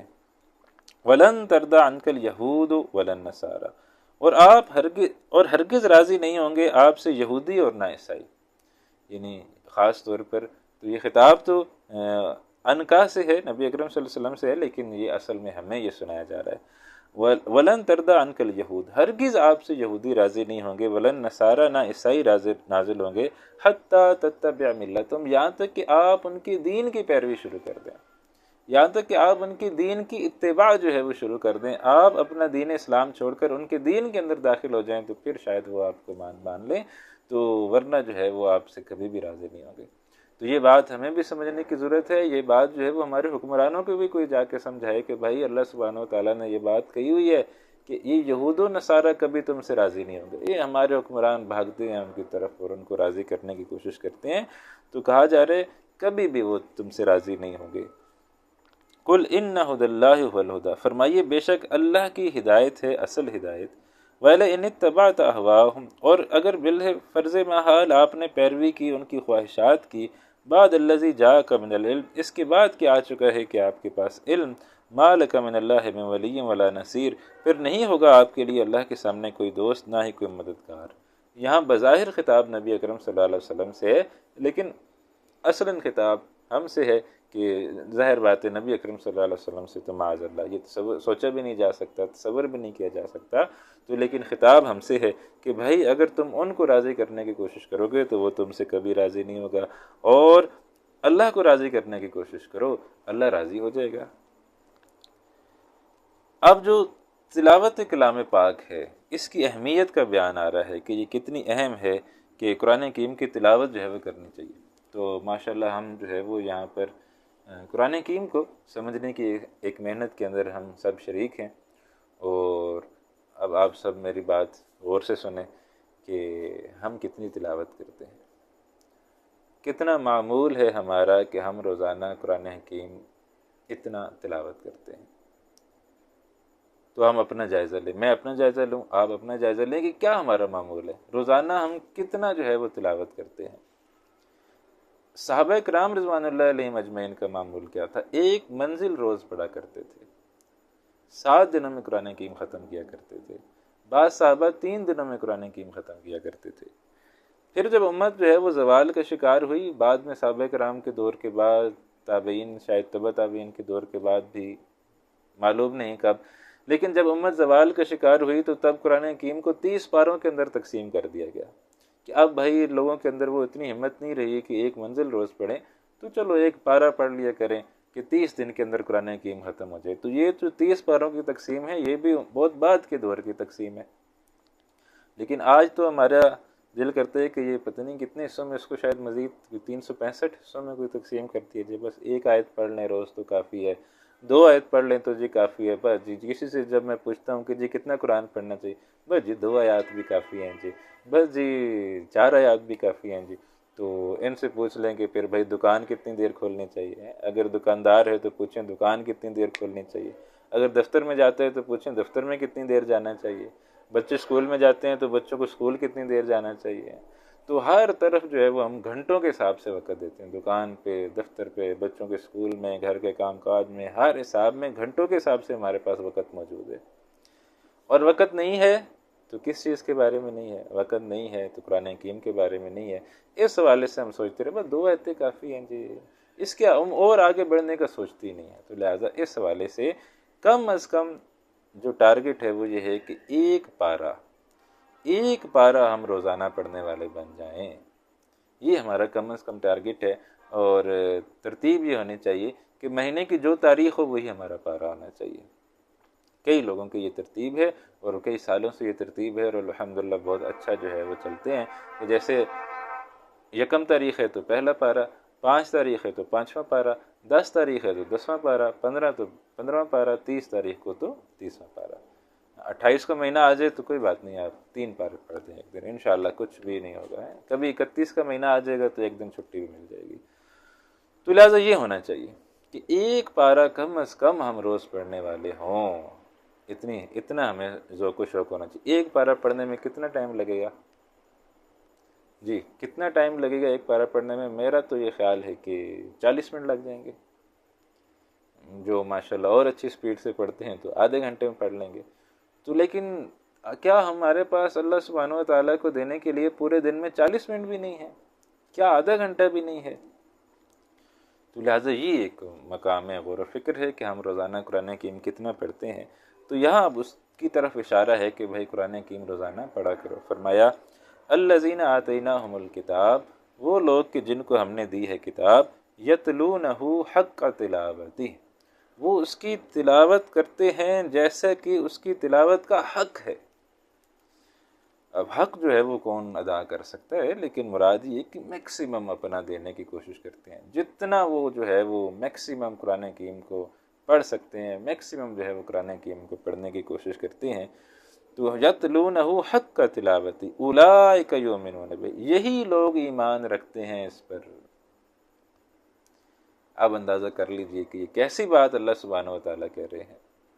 کہ جو اس کی تلاوت کا حق ادا کرتے ہیں یہی لوگ اس کے اوپر ایمان رکھتے ہیں۔ اولئک یؤمنون بہ، یہی لوگ اس کے اوپر ایمان رکھتے ہیں۔ ومن یکفر بہ، اور جو کوئی انکار کرتا ہے اس کا، فاولئک هم الخاسرون، بس وہی لوگ جو ہیں وہ خسارے میں جانے والے ہیں، وہی لوگ جو ہیں وہ خسارہ پانے والے ہیں۔ تو یہ بات جو ہے یہ کہی جا رہی ہے کہ تلاوت کی کتنی اہمیت ہے، الذین آتیناہم الکتاب یتلونہ حق تلاوتہ اولئک یؤمنون بہ، یہی وہ لوگ ہیں جو اس کے اوپر ایمان رکھتے ہیں۔ تو میں اور آپ بھی اس میں شامل ہونا چاہتے ہیں نا، میں اور آپ بھی یہ چاہتے ہیں کہ ہم جو ہے وہ قرآن کریم میں پر ایمان لانے والے بن جائیں، تو ہمیں کیا کرنا ہے کہ ہمیں اس کی زیادہ سے زیادہ تلاوت کرنی ہے۔ 14 رکوع یہاں پر مکمل ہوتے ہیں، اور پہلے ہی میں نے یہ بات کئی دفعہ کہی ہے کہ 5ویں رکوع سے لے کر 14ویں رکوع تک مسلسل خطاب جو ہے وہ بنی اسرائیل سے ہے۔ اب 2 آیات اس کے بعد مزید ہیں، اس کے بعد بنی اسرائیل سے خطاب مکمل ہو جائے گا، اور یہ 2 آیات وہ ہیں جو بالکل چوتھے رکوع کے شروع میں بھی آئی تھیں۔ پہلی آیت تو بالکل وہی ہے، لیکن دوسری آیت میں تھوڑا سا فرق ہے۔ فرمایا یا بنی اسرائیل، اے بنی اسرائیل، اذکروا نعمتی التی انعمت علیکم، یاد کرو میری اس نعمت کو جو میں نے تم پر کی، وانی فضلتکم علی العالمین، تمہیں تمام جہان والوں پر فضیلت بخشی تھی۔ اور اب یہ دیکھیں یہاں پر پھر وہی آیت آ گئی، تھوڑا سا اس کے اندر فرق ہے جو وہاں بھی آئی تھی، واتقوا یوما لا تجزی نفس عن نفس شیئا، ڈرو اس دن سے جس دن کوئی نفس کسی نفس کے کچھ کام نہیں آئے گا، کوئی بندہ کسی دوسرے بندے کے کام نہیں آئے گا، ولا یقبل منها عدل، نہ ہی قبول کیا جائے گا ان کی طرف سے کوئی فدیہ، ولا تنفعها شفاعہ، نہ ہی فائدہ دے گی کوئی سفارش، ولا هم ینصرون، نہ ان کی کوئی مدد کی جائے گی۔ تو ان 2 آیات کے اوپر آ کے بنی اسرائیل کے ساتھ جو معاملہ ہے وہ مکمل ہو گیا، کہ بنی اسرائیل کے ساتھ جو خطاب تھا وہ مکمل ہو گیا۔ 5ویں رکوع سے ہم نے شروع کیا تھا، 14ویں رکوع مکمل کرنے کے بعد 2 مزید آیات پڑھنے کے بعد بنی اسرائیل سے خطاب جو ہے وہ مکمل ہو گیا۔ اب اس کے بعد جو تذکرہ آ رہا ہے وہ حضرت ابراہیم علیہ السلام کا تذکرہ آ رہا ہے، کہ ابراہیم علیہ السلام کی شان کا یہاں بیان ہے۔ فرمایا وَإِذِ ابْتَلَىٰ إِبْرَاهِيمَ رَبُّهُ بِكَلِمَاتٍ، اور یاد کرو جب کہ آزمایا ابراہیم علیہ السلام نے ان کے رب نے بڑی بڑی باتوں سے۔ اب ابراہیم علیہ السلام کی شان کا بیان کہ اللہ سبحانہ و تعالیٰ نے کیسے ان کو بڑی بڑی باتوں سے جو ہے وہ آزمایا تھا۔ اور کہاں سے ان کی آزمائش شروع؟ گھر سے ان کی آزمائش شروع ہوئی، کہ جب پیدا ہوئے تو باپ جو ہے وہ مشرک، آزر جو ہے وہ باپ مشرک ہے، بت بناتا ہے، بت بنا کے جو ہے وہ بیچتا ہے۔ گھر سے آزمائش شروع ہوئی، گھر سے ان بتوں کا انکار کیا تو ایک وقت آیا کہ گھر سے نکلنا پڑ گیا۔ پھر معاشرہ پورا جو ہے وہ بت پرست تھا، اور سورج کی پوجا کرتا تھا، چاند کی پوجا کرتا تھا، ہر چیز کی پوجا کرتا تھا، تو پورے معاشرے کی مخالفت مول لی۔ بلکہ ایک دفعہ ایسا بھی ہوا کہ ہم انشاءاللہ آگے جا کے پڑھیں گے کہ وہ جو ہے وہ گھس گئے، ان کا جو بہت بڑا بت کدہ تھا جہاں بے شمار بت رکھے ہوئے تھے، تو اس بت کدے کے اندر جو ہے وہ ابراہیم علیہ السلام چلے گئے اور جا کے تمام بت جو ہے وہ توڑ دیے، ٹھیک ہے۔ اور جو کلہاڑا ساتھ لے کے گئے تھے، اس کلہاڑے کو کیا کیا کہ جو سب سے بڑا بت تھا اس کے گلے میں لٹکا دیا۔ اب جب وہ لوگ میلے ٹھیلے سے واپس آئے اپنے سے، تو انہوں نے اپنے خداؤں کو دیکھا تو چونک گئے، قیامت برپا ہوگی ان کے اوپر کہ ہمارے خداؤں کے ساتھ یہ کیا کر دیا ہے، کس نے کر دیا ہے۔ تو ان میں سے کسی نے کہا جی ایک نوجوان ہے ابراہیم جس کا نام ہے علیہ السلام، کہ وہ جو ہے وہ ہمارے بتوں کے بارے میں منفی بات جو ہے وہ کرتا رہتا ہے۔ تو لہٰذا ابراہیم علیہ السلام کو جو ہے وہ بلایا گیا اور کہا گیا کہ کیا آپ نے یہ بت جو ہیں وہ توڑے ہیں؟ تو انہوں نے کہا کہ دیکھو یہ اعلی واردات جو ہے یہ اس بڑے بت کے پاس ہے، اس نے یہ کام کیا ہوگا، کہ اسی نے جو ہے وہ دیکھو اس نے کلاڑا بھی اسی کے گلے میں ہے، تو اسی نے لگتا ہے کہ سب کے ساتھ کوئی لڑائی ہوگی پیچھے سے، اسی نے سب کو جو ہے وہ توڑ دیا ہے۔ تو انہوں نے کہا ابراہیم کیسی بات تم کرتے ہو کہ یہ تو چل نہیں سکتے، کھا نہیں سکتے، بول نہیں سکتے، تو یہ کیسے یہ معاملہ کر سکتے ہیں؟ تو ابراہیم علیہ السلام نے پھر تم نے ان کو کیسے خدا مانا ہوا ہے؟ تو ان کا دل جو ہے وہ ایک دفعہ نرم ہوا، لیکن انہوں نے سوچا، لیکن پھر جو ہے وہ اپنے بتوں کی حمایت پر پھر دوبارہ جو ہے وہ جازم ہو گئے۔ اور پھر اس کے بعد اور ابراہیم علیہ السلام کی آزمائش کا معاملہ ہوا کہ ان کو بادشاہ کے دربار میں پیش کیا گیا، وہاں معاملہ ہوا وہ انشاءاللہ ہم پڑھیں گے۔ اور پھر یہ فیصلہ کیا گیا کہ ابراہیم علیہ السلام کو آگ میں ڈال دیا جائے، گویا شہید کر دیا جائے۔ اب ابراہیم علیہ السلام کی یہ آزمائش کہ ان کو آگ کے اندر ڈالا گیا، وہاں سے اللہ تعالیٰ نے ان کو آگ کو سلامت کیا اور ابراہیم علیہ السلام کو آگ سے نکالا۔ یعنی آپ دیکھیں زندگی ایک مسلسل آزمائش، پھر ساری زندگی گزر رہی ہے، اور ساری زندگی اس کے بعد ہجرت میں گزر رہی ہے، کبھی فلسطین میں ہیں، کبھی عراق میں پیدا ہوئے تھے، کبھی ادھر ہیں، کبھی مصر کا انہوں نے کوئی چکر لگایا ہے۔ پوری زندگی جو ہے وہ ان کی اسی طرح سفر میں گزر رہی ہے، ہجرت میں گزر رہی ہے۔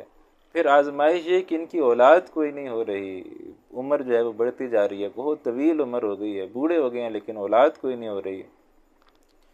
تو اسی میں یہ معاملہ ہوا کہ ایک دفعہ یہ مصر کے سفر پر تھے، تو جب یہ مصر کے سفر پر تھے تو وہاں کا جو بادشاہ تھا، ان کے ساتھ حضرت ابراہیم علیہ السلام کے ساتھ ان کی زوجہ تھیں حضرت سارہ علیہ السلام،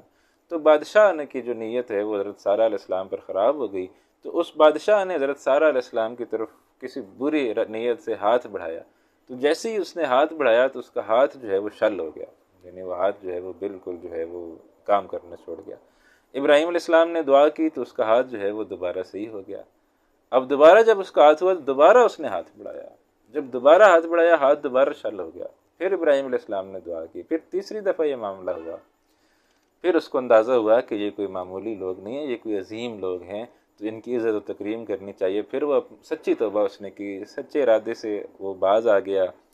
اور اس نے اپنی بیٹی جو ہے وہ حضرت حاجرہ علیہ السلام وہ ابراہیم علیہ السلام کی خدمت میں پیش کی کہ آپ ان سے جو ہے وہ نکاح کیجئے۔ حضرت سارہ علیہ السلام نے جو ہے وہ بھی اجازت دی کہ آپ نکاح کر لیجئے، ویسے بھی اتنا عرصہ ہو گیا اولاد نہیں ہے تو ممکن ہے اللہ تعالیٰ آپ کو ان سے اولاد دے دے۔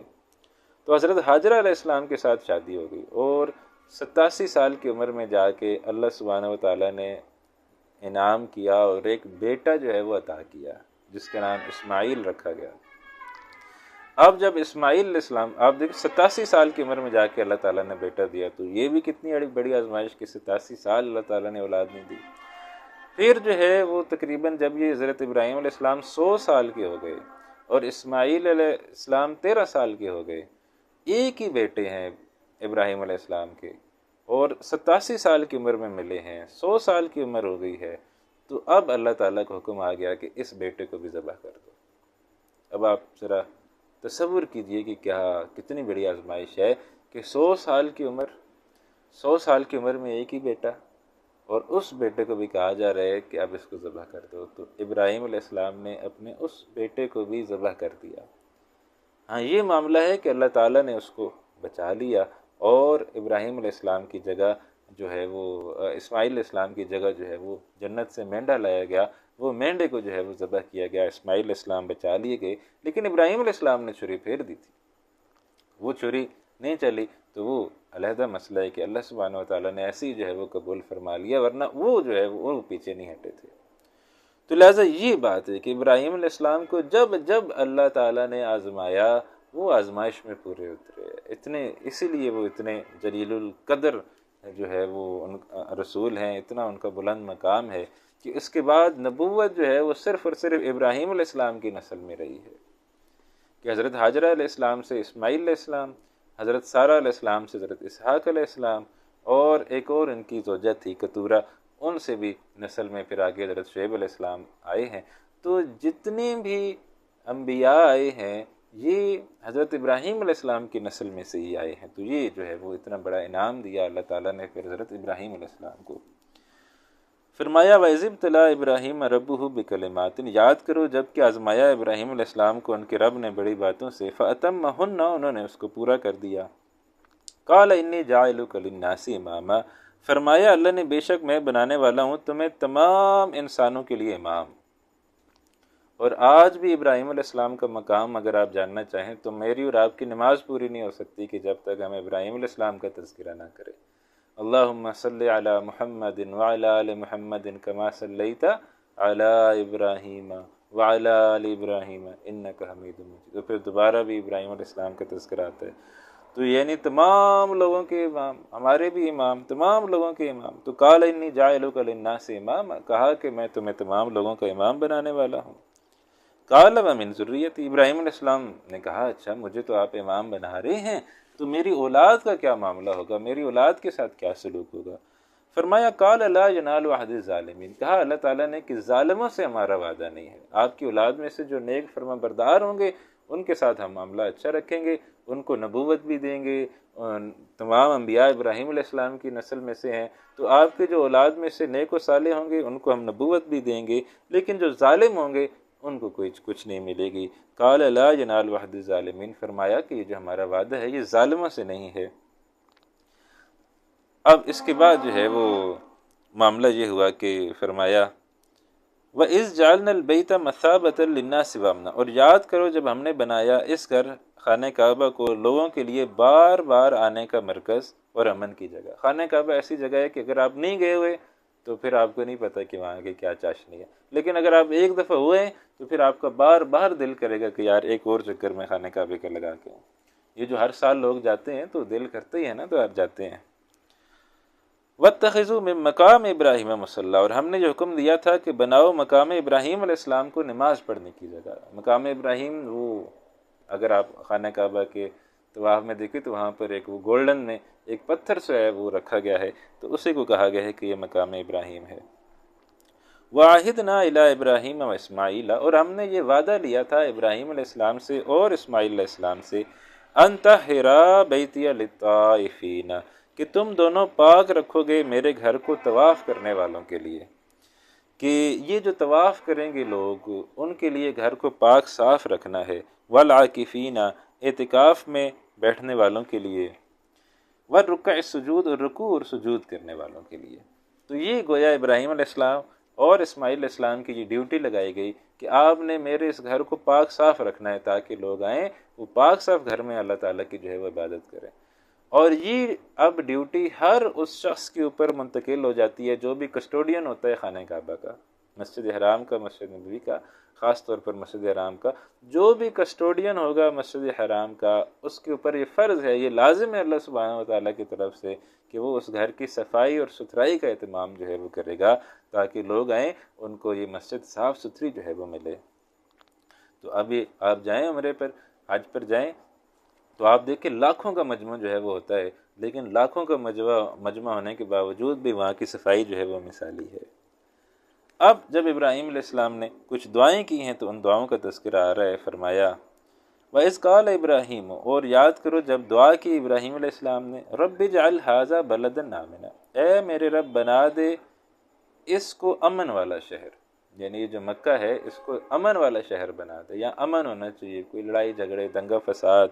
وہ نہیں ہونے چاہیے، بلکہ یہاں پیس جو ہے وہ ہونا چاہیے۔ رب اجعل ھذا بلدا آمنا، اے میرے رب بنا دے اس کو امن والا شہر، وارزق اہلہ من الثمرات، اور رزق عطا فرما اس شہر والوں کو پھلوں میں سے، یعنی ان کو طرح طرح کی رزق عطا فرما۔ ابراہیم علیہ السلام نے دعا کی تھی کہ یہاں کے جو مکے کے رہنے والے ہیں ان کو تو رزق عطا فرما۔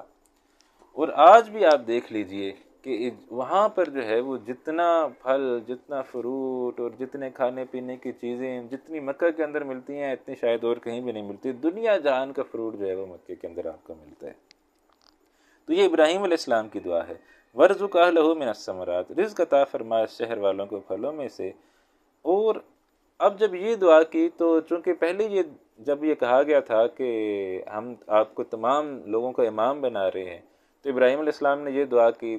پوچھا تھا کہ میری اولاد کا کیا ہوگا، تو اللہ نے کہا تھا لا ینال عہد الظالمین، ظالموں سے ہمارا کوئی وعدہ نہیں ہے۔ تو اب جب یہ دعا کی کہ اے اللہ یہاں کے رہنے والوں کو رزق عطا فرما، تو ساتھ ہی یہ کہہ دیا من آمن منہم، جو کوئی ایمان والا ہو، یعنی اب خود ہی جو ہے وہ اس کی دعا کی جو ہے وہ تخصیص کر دی۔ فرمایا من آمن منہم باللہ والیوم الآخر، انہیں جو ایمان رکھتے ہیں ان میں سے اللہ اور آخرت کے دن پر۔ لیکن اللہ سبحانہ و تعالیٰ نے اب جب یہ دعا کی، یعنی پہلے یہ دعا کی کہ میری اولاد کا کیا معاملہ ہوگا، تو کہا ظالموں کے ساتھ ظالموں کو حصہ نہیں ملے گا۔ اب یہاں پر انہوں نے یہ دعا کی کہ یا اللہ یہاں امن دے، رزق دے بے شمار، پھل دے ان کو بے شمار، جو ایمان لائے اور جو آخرت پر ایمان والا ہو تو ان کو بے شمار رزق اور پھل اور یہ چیزیں عطا فرما۔ یہاں اللہ تعالیٰ نے ارشاد فرمایا قال ومن کفر، اللہ سبحانہ و تعالیٰ نے ارشاد فرمایا جو کوئی کفر کرے گا فَأُمَتِّعُهُ قَلِيلًا، پھر میں اسے بھی دوں گا۔ یعنی یہ دنیا کی چیزوں کی ہمارے ہاں اللہ سبحانہ و تعالیٰ کے ہاں کوئی حیثیت نہیں ہے، کوئی ویلیو نہیں۔ آخرت کے مقابلے میں دنیا جو ہے وہ کیا ہے، کچھ بھی نہیں ہے آخرت کے مقابلے میں، ورنہ اپنی جگہ تو دنیا خود جو ہے وہ ایک بہت بڑی چیز ہے، آخرت کے مقابلے میں دنیا جو ہے وہ کوئی چیز نہیں ہے۔ تو قال ومن کفر، فرمایا اللہ تعالیٰ نے جس نے کفر کیا فَأُمَتِّعُهُ قَلِيلًا، میں فائدہ دوں گا اسے تھوڑا سا، ثم أَضْطَرُّهُ إِلَىٰ عَذَابِ النَّارِ، پھر میں گھیر کر لے آؤں گا اسے عذاب کی طرف۔ یعنی جو کافر ہوگا اسی بھی اگر وہ مسجد حرام اور مکہ اور اس کے اندر رہنے والا ہوگا تو اسے بھی کھانے پینے کو ملے گا، بہت کچھ ملے گا، یعنی دنیا میں اس کی کمی نہیں کی جائے گی۔ یہی وجہ ہم دیکھتے ہیں کافر مشرک اور وہ مکہ کے اندر رہ کر پھلتے پھولتے بھی رہے ہیں نبی اکرم صلی اللہ علیہ وسلم کے زمانے میں، آج بھی ہوں گے کئی۔ تو آج ممکن ہے کہ وہ زبان سے تو کلمہ پڑھتے ہوں گے، حرکتیں ان کی کچھ اور ہوں گی، لیکن بہرحال جیسا بھی ہے وہ کھانے پینے کے لیے سب کو اللہ تعالیٰ کی طرف سے اجازت ہے، لیکن ثم استرہ الی عذاب النار، پھر ان کو آگ کی طرف جو ہے وہ گھسیٹا جائے گا، وبئس المصیر، بہت ہی بری جگہ ہے وہ لوٹنے کی، یعنی پھر جو ان کو آگ کی طرف گھسیٹا جائے گا تو وہ پھر بری جگہ ہے لوٹنے کی۔ وَإِذْ يَرْفَعُ إِبْرَاهِيمُ الْقَوَاعِدَ مِنَ الْبَيْتِ وَإِسْمَاعِيلُ، اور یاد کرو جب اٹھا رہے تھے ابراہیم علیہ السلام بنیاد خانہ کعبہ کی، اور اسماعیل علیہ السلام، یہ دونوں نے جو ہے وہ خانہ کعبہ کی تعمیر کی ہے۔ یہ ذہن میں رہنا چاہیے کہ قرآن حکیم کے اندر یہ بات موجود ہے، فرمایا ان اول بیت وضع للناس للذی ببکۃ مبارکہ، لوگوں کی عبادت کے لیے جو سب سے پہلا گھر دنیا میں تعمیر کیا گیا تھا وہ خانہ کعبہ تھا، تو وہ پھر طوفان نوح کے اندر وہ جو ہے وہ گر گیا۔ آدم علیہ السلام نے بنایا لیکن طوفان نوح آیا تو وہ گر گیا، اس کے بعد وہ گم ہو گیا، کسی کو پتہ نہیں تھا کہ یہ کدھر گیا ہے، کہاں اللہ کا گھر تھا۔ بہت عرصے بعد، یعنی ابراہیم علیہ السلام جو ہیں وہ سمجھ لیجئے کہ 2000 قبل مسیح کی شخصیت ہیں، اور نوح علیہ السلام یعنی 8000 قبل مسیح کی یا 6000 قبل مسیح کی شخصیت ہے، بیچ میں 4-5 ہزار سال کا فرق ہے کہ جس کے دوران یہ خانہ کعبہ تعمیر نہیں تھا اتنے عرصے تک کے لیے۔ تو پھر جب ابراہیم علیہ السلام آئے تو ان کو دوبارہ حکم دیا کہ وہ والا خانہ کعبہ جو آدم علیہ السلام نے بنایا تھا انہی بنیادوں پر دوبارہ جو ہے وہ خانہ کعبہ کی تعمیر کرے۔ اب ابراہیم علیہ السلام آئے ہیں اور حضرت اسماعیل علیہ السلام کے ساتھ مل کر جو ہے وہ خانہ کعبہ کی تعمیر جو ہے وہ کی ہے۔ تو یہاں اس کا تذکرہ آ رہا ہے کہ وَإِذْ يَرْفَعُ إِبْرَاهِيمُ الْقَوَاعِدَ مِنَ الْبَيْتِ وَإِسْمَاعِيلُ، اور یاد کرو جب اٹھا رہے تھے ابراہیم علیہ السلام بنیادیں خانہ کعبہ کی اور اسماعیل، تو کیا دعا کر رہے تھے؟ ربنا تقبل منا، اے اللہ اس کو تو قبول کر لیجیے۔ دو جلیل القدر نبی اور رسول اتنے بڑے مقام والے کام کیا کر رہے ہیں؟ خانہ کعبہ کی تعمیر کر رہے ہیں، یعنی کتنے بڑا کام کر رہے ہیں، اور دعا کیا کر رہے ہیں کہ ربنا تقبل منا، اے اللہ تو اس کو قبول بھی کیجیے۔ تو یہ ہے وہ بات جو ہمیں بھی سمجھنی چاہیے کہ ہم جو یہاں پر قرآن حکیم سمجھنے سمجھانے کی ایک کلاس جو ہے وہ ہم نے شروع کی ہے، تو ہم دونوں جو ہے دو فریق، میں بطور استاد اس میں ہوں، آپ بطور طالب علم اس میں ہیں، تو ہم دونوں کو یہ دعا کرنی چاہیے کہ ربنا تقبل منا، اے اللہ اس کو تو قبول کر لیجیے ہماری طرف سے۔ میں جو پڑھا رہا ہوں تو میرا پڑھانا اللہ سبحانہ و تعالیٰ قبول فرمائے، آپ جو پڑھ رہے ہیں تو آپ کا پڑھنا اللہ سبحانہ و تعالیٰ قبول فرمائے۔ میرے پڑھانے کے اندر کوئی ریا آ جائے، میرے پڑھانے کے اندر کوئی ایسی چیز آ جائے کہ جی میں کوئی شاید بڑی چیز ہوں، تو یہ میرے سارے اعمال خراب ہو جائیں گے۔ آپ کے پڑھنے کے اندر کوئی چیز آ جائے، جی ہم بڑا کوئی احسان کر رہے ہیں قرآن حکیم پڑھ کے، تو آپ کو وہ پڑھنا خراب ہو جائے گا، بلکہ انتہائی عاجزی و انکساری کے ساتھ ہاتھ جوڑ کے اللہ کے آگے سر جھکا کے ادب و احترام کے ساتھ اللہ کے آگے یہ دعا کریں کہ اللہ ہم قرآن تو پڑھ ہی رہے ہیں، تو ربنا تقبل منا، تو اس کو قبول بھی فرما۔ انہوں نے بھی یہ دعا کی ربنا تقبل منا انک انت السمیع العلیم، بے شک تو ہی سب کچھ سننے والا سب کچھ جاننے والا ہے۔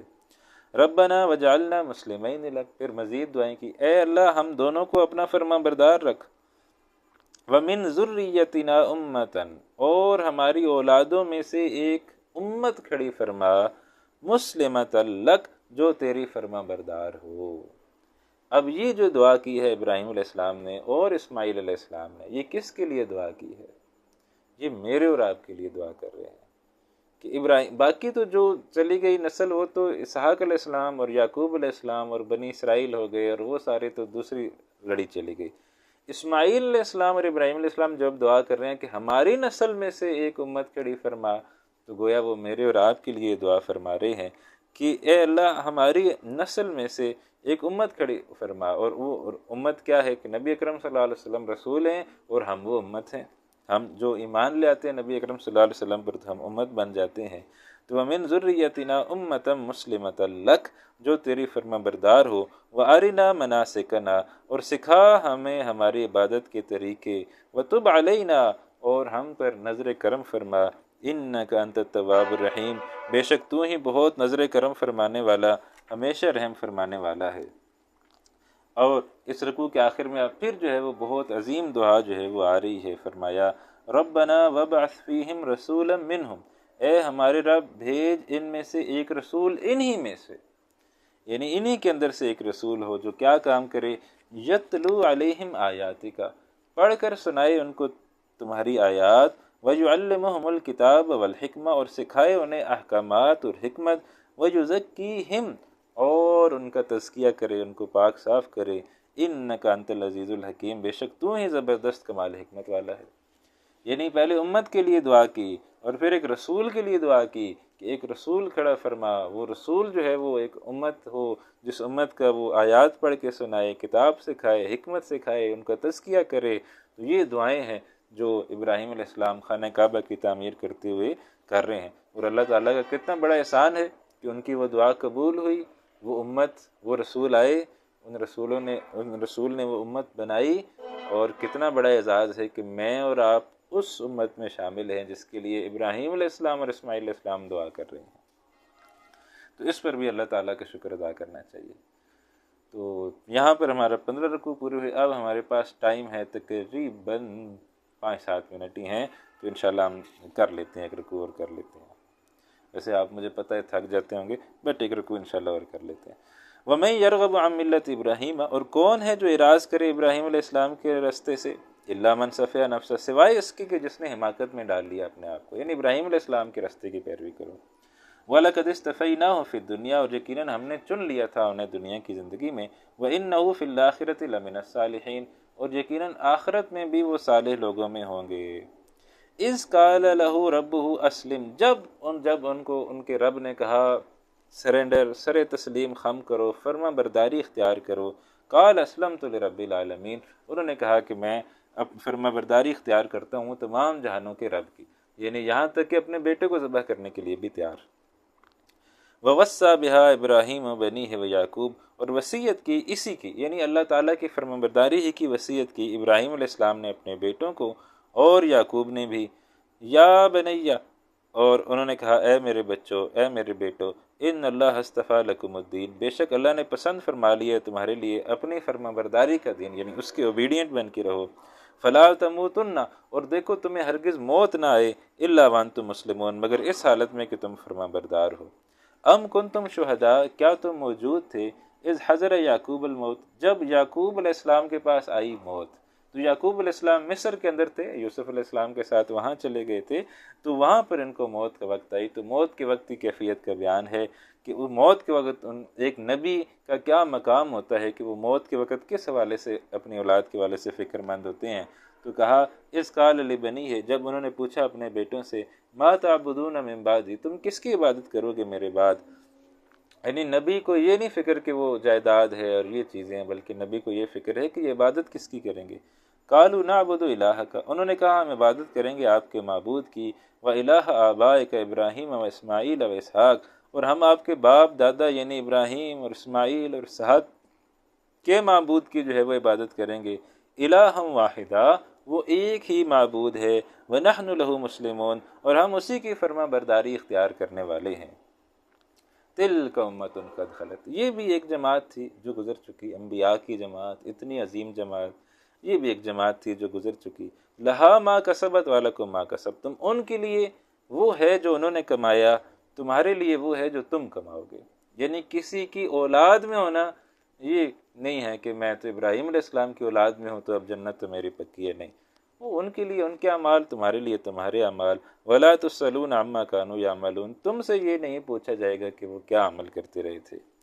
وَقَالُوا كُونُوا هُودًا أَوْ نَصَارَىٰ تَهْتَدُوا، انہوں نے کہا کہ یہودی ہو جاؤ یا عیسائی تو ہدایت پا جاؤ گے۔ قُلْ بَلْ مِلَّةَ إِبْرَاهِيمَ حَنِيفًا، اے نبی صلی اللہ علیہ وسلم فرمائیے نہیں، بلکہ اختیار کرو ابراہیم علیہ السلام کا راستہ جو بالکل حنیف تھے، یکسو تھے، سیدھے راستے پر چلنے والے تھے۔ وَمَا كَانَ مِنَ الْمُشْرِكِينَ، اور وہ مشرکوں میں سے نہ تھے۔ یعنی اللہ تعالیٰ کتنا بڑا اعزاز جو ہے وہ ابراہیم علیہ السلام کو دے رہا ہے کہ ان کو یہ خطاب دیا جا رہا ہے، وَمَا كَانَ مِنَ الْمُشْرِكِينَ، وہ مشرکوں میں سے نہ تھے۔ قُولُوا آمَنَّا بِاللَّهِ، تم کہو ہم ایمان لائے اللہ تعالیٰ پر، وَمَا أُنزِلَ إِلَيْنَا، اور اس پر جو نازل کیا گیا ہے ہماری طرف، وَمَا أُنزِلَ إِلَىٰ إِبْرَاهِيمَ وَإِسْمَاعِيلَ وَإِسْحَاقَ وَيَعْقُوبَ وَالْأَسْبَاطِ، اور جو نازل کیا گیا ہے ابراہیم اور اسماعیل اور اسحاق، یعقوب اور ان کی اولادوں کی طرف، وما اوتی موسیٰ و عیسیٰ، اور جو دیا گیا موسیٰ علیہ السلام کو، عیسیٰ علیہ السلام کو، وما اوتی النبیون من ربہم، اور جو کچھ دیا گیا نبیوں کو ان کے رب کی طرف سے، لا نفرق بین احد منہم، ہم فرق نہیں کرتے ان میں سے کسی ایک کے درمیان بھی، یعنی ہم سب پر ایمان لاتے ہیں۔ بہت اہم نقطہ ہے کہ آدم علیہ السلام سے لے کر نبی علیہ السلام تک تمام پر ایمان لانا، تمام انبیاء پر ایمان لانا ضروری ہے۔ لا نفرق بین احد منہم، ہم کسی کے درمیان تفریق نہیں کرتے، سب پر ایمان لاتے ہیں۔ ونحن لہ مسلمون، ہم اسی کی فرما برداری اختیار کرنے والے ہیں۔ فإن آمنوا بمثل ما آمنتم به، اگر وہ ایمان لے آئیں جیسے تم ایمان لائے ہو ان سب پر۔ اب پھر جو ہے وہ صحابہ کو گویا معیار حق بنایا جا رہا ہے کہ صحابہ کو جو ایمان ہے وہ معیار حق ہے، کہ کہا جا رہا ہے کہ یہ یہودی نصارہ یہ اگر اس طرح ایمان لے آئیں جس طرح تم ایمان لائے ہو، فقد اہتدوا، پھر وہ ہدایت پا لیں گے۔ وَإِن تَوَلَّوْا، پھر اگر وہ رخ پھیر لیں، فَإِنَّمَا هُمْ فِي شِقَاقٍ، تو بے شک وہ ضد میں ہیں، فَسَيَكْفِيكَهُمُ اللَّهُ، پس اے نبی صلی اللہ علیہ وسلم ان قریب کافی ہوگا آپ کے لیے ان کے مقابلے میں اللہ، وَهُوَ السَّمِيعُ الْعَلِيمُ، اور وہ سب کچھ سننے والا، سب کچھ جاننے والا ہے۔ صبغۃ اللہ، اللہ کی بندگی کا رنگ اختیار کرو۔ ہر آدمی کسی نہ کسی رنگ میں رنگا ہوا ہے، کوئی دنیا کے رنگ میں رنگا ہوا ہے، کوئی کاروبار کے رنگ میں رنگا ہوا ہے، کوئی معاش کے رنگ میں رنگا، کوئی نہ ہر کوئی کسی نہ کسی رنگ میں رنگا ہوا ہے، تم اللہ کے رنگ میں رنگ جاؤ۔ صبغۃ اللہ، اختیار کرو اللہ کی بندگی کا رنگ۔ ومن احسن من اللہ صبغہ، کون بہتر ہے اللہ کے رنگوں میں سے، کون سا رنگ بہتر ہے اللہ کے رنگوں میں سے۔ ونحن لہ عابدون، ہم تو اسی کی بندگی کرنے والے ہیں۔ قل اتحاجوننا فی اللہ، اے نبی صلی اللہ علیہ وسلم پوچھئے کیا تم جھگڑا کرتے ہو ہم سے اللہ کے بارے میں، وہو ربنا وربکم، جبکہ وہ ہمارا بھی رب ہے تمہارا بھی رب ہے، ولنا اعمالنا ولکم اعمالکم، ہمارے لیے ہمارے اعمال ہیں تمہارے لیے تمہارے اعمال ہیں، وَنَحْنُ لَهُ مُخْلِصُونَ، اور ہم تو اسی اللہ ہی کے وفادار ہیں۔ ام تقولون ان ابراہیم و اسماعیل و اسحاق، یہ کیا کہتے ہیں کہ ابراہیم اور اسماعیل اور اسحاق و یعقوب والاسباط، اور یعقوب علیہ السلام اور ان کی اولادیں، کانوا ہودن و نصارا، وہ یہودی تھیں یا نصاری عیسائی تھیں، یہ کیا کہتے ہیں کہ وہ یہ دین رکھتے تھے؟ یہ ایسی بات نہیں، وہ سب مسلمان تھے۔ قل اانتم اعلم ام اللہ، اے نبی صلی اللہ علیہ وسلم پوچھئے کیا تم زیادہ جانتے ہو یا اللہ زیادہ جانتا ہے؟ ومن اظلم ممن کتم شہادۃ عندہ من اللہ، اور کون زیادہ ظالم ہے اس سے جس نے چھپائی وہ گواہی جو اس کے پاس ہے اللہ کی طرف سے۔ وما اللہ بغافل عما تعملون، اللہ نہیں ہے بے خبر اس سے جو عمل تم کرتے ہو۔ تلک امۃ قد خلت، یہ بھی ایک امت تھی جو گزر چکی، لہا ما کسبت ولکم ما کسبتم، پھر وہی بات، ان کے لیے ان کے اعمال، تمہارے لیے تمہارے اعمال، اپنے اعمال کی فکر کرو۔ ولا تسألون عما كانوا يعملون، تم سے نہیں پوچھا جائے گا اس کے بارے میں جو عمل وہ کرتے رہے ہیں۔ تو یہاں پر سورۃ البقرہ کے 16 رکوع جو ہے وہ مکمل ہوئے، اور الحمدللہ پہلا پارہ بھی جو ہے وہ ہمارا مکمل ہو گیا۔ اللہ تعالیٰ نے ہمیں توفیق دی ہے، اللہ تعالیٰ ہی کا فضل ہے، اور بہت سارے دوستوں کی طرف سے یہ درخواست آتی تھی کہ آپ کوئی آن لائن کوئی اس طرح کی کلاس کا آغاز کریں، کوئی آن لائن کلاس جو ہے وہ شروع کریں، تو اللہ تعالیٰ نے ہمت توفیق دی ہے۔ جب تک اللہ تعالیٰ ہمت توفیق دیے رکھے گا ہم انشاءاللہ یہ کام کرتے رہیں گے۔ تو اللہ تعالیٰ کی خاص فضل و کرم ہے کہ آج ہم ایک پارہ جو ہے وہ پورا کرنے کے قابل ہوئے ہیں، اور یہ بھی اللہ تعالیٰ کا بہت بڑا انعام ہے۔ تو اللہ تعالیٰ سے دعا ہے کہ وہ اور زیادہ ہمیں اس میں بڑھائے، ایک وقت آئے کہ ہم پورے قرآن سے اسی طرح گزریں جس طرح ہم ایک پارے سے گزرے ہیں۔ تو آپ کو بھی میں شکریہ ادا کرنا چاہتا ہوں، آپ ماشاءاللہ جس طرح ذوق و شوق سے جو ہے وہ سن رہے ہیں، اللہ تعالیٰ آپ کا سننا بھی قبول فرمائے۔ باقی دوست احباب کو بھی اس طرف اگر آپ متوجہ کریں کہ بھئی ہفتے میں 1 گھنٹہ جو ہے وہ قرآن حکیم سیکھنے کے لیے اگر وہ بھی ہمارے ساتھ اس کام میں جڑیں تو انشاءاللہ وہ جڑیں گے تو اللہ تعالیٰ ہمیں ان کے سننے کا بھی اجر و ثواب ہمیں عطا فرمائے گا۔ باقی میری پوری کوشش ہوتی ہے کہ قرآن حکیم کی جو بات ہے وہ بات آپ کے سامنے رکھ دوں، اپنی باتیں بیچ میں کم سے کم ہوں،